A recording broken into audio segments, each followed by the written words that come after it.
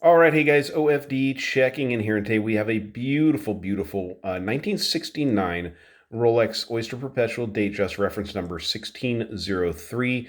This watch is available at CW Watch Shop, guys. I'll leave a link down below in the description if you're interested in checking out this watch or getting another luxury watch in your life. Really cool watch, guys. If you guys are not familiar with the Rolex Datejust, they did premiere the Datejust in 1945 for the 40th anniversary of Rolex watches. And at that time, they also came out with the Jubilee Bracelet, which was very identifiable on the Rolex Datejust of those times. So beautiful watch here. This is a really special piece because it has a lot of the pieces that Rolex, or a lot of the features that Rolex over the years has done away with, but have become so popular with collectors over the years. The engine turn bezel on this watch is absolutely spectacular and in very nice shape. As I have it up here closer, they're listing this watch is unpolished, and you guys can see the clean chamfer on this watch as well as the brushing along the top of the lugs. These engine turn bezels were special. They just took a lot more work than your standard, fluted bezel on many of the Rolexes. Just a lot more work went into these. You can see this heavily domed acrylic crystal here on the watch, and one of the other really neat features, I have it turned to the side, and you can see with the indices here, you can see that the tritium dots, yes, this is tritium dial, are actually lower than the stick indices. This is a Paipan dial on this watch. So a couple of really special features that Rolex in the recent years have discontinued on these watches. This watch is running the Rolex 1570 movement. That's a non-hacking, it is a hand-windable movement, but it's non-hacking. 26 joules, about 48 hours of power reserve on it, and it does not have quick set date functionality, so you do have to do quite a bit of work to get the date in the correct position.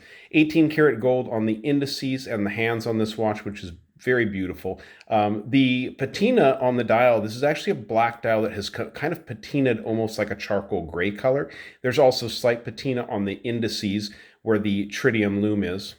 You guys can see down here at the 6 o'clock position, and I'll get it close enough, you can see the T-Swiss T dial there, which is also a very special feature on this watch, on these older Rolex watches. Jubilee bracelet on this watch is period correct, as you can see, and it's in very nice shape. I'm not sure if this is the original bracelet to the watch, but it's in very nice shape and is period correct, as I says. Taking a look at the case back, you can see that standard Rolex case back. Being that it's a 1969, I mean, this is a 52-year-old watch, guys, no joking around. It's in really nice shape. You do see what you would expect as far as wear goes on this watch in the case, but really in very nice condition. We'll go ahead and pause it for just a second, get the watch on my wrist. Talking specs here, you have a 36 millimeter case from side to side, comes in under 43 from lug tip to lug tip. These Rolex Datejust run about 12 millimeters of thickness from the case back to the top of this acrylic crystal, and you have 20 millimeter lug openings. The lug ends, the end links on this watch, as are all these older Rolexes, are folded, as is the bracelet. This is a folded Jubilee bracelet, so this isn't a solid stainless steel bracelet like the watches you see nowadays, but very beautiful and classic timepiece. Let's pause it and see what this one looks like on my 7-inch wrist. Now, being a owner of a Datejust, or not a Datejust, but an Oyster Perpetual 41 millimeter, I love that size, but this is the classic size of a Rolex Spins watch. It's 36 millimeter case, sub 43 lug tip to lug tip. It fits the wrist actually perfectly. I have a 7-inch wrist, and no doubt, guys, this is actually probably what most would consider a perfectly fitting watch on my 7-inch wrist. Looks very nice. Now I'll show you, there is a little bit of extra bracelet here. If you do have a bigger wrist and you're thinking about purchasing this watch, you can see how much extra bracelet is there on the watch. But everything on this watch looks really good and looks excellent for the money. This is a watch-only, bracelet-only watch, so you don't get box and papers with this one, which is pretty uncommon for a watch from 1969 to have all that.